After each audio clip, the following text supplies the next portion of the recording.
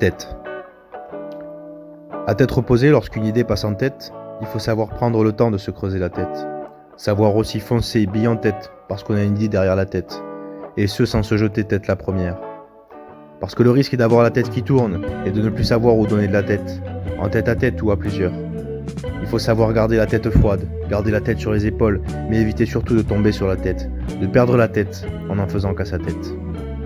Ne pas non plus faire sa tête à claque, et tenir tête, sans queue ni tête, voire marcher sur la tête et finir par faire la tête, seul. Parce que de tête, les exemples sont nombreux de fortes têtes qui font la course en tête, sont poursuivis par des chasseurs de tête, sans avoir de plomb dans la tête. Ils ont leur tête, et font à la tête du client. Alors lorsqu'on en a par-dessus la tête des têtes à claque, on range tout dans un coin de sa tête, en attendant que tout sorte de notre tête. Être volontairement tête en l'air n'est pas avoir la tête dans les nuages. Il est bon d'avoir la tête ailleurs aussi parfois, sans jamais être une tête brûlée, car faire sa tête de mule mène souvent à la prise de tête. Et vous ne saurez jamais ce que les autres ont dans la tête. Que vous ayez une sale tête ou une bonne tête, le risque est peut-être qu'à la tête de votre royaume, vous gouverniez sans tête à queue, ni faire la tête de nœud, et que vous finissiez par avoir la grosse tête, jusqu'à en mettre votre tête à couper.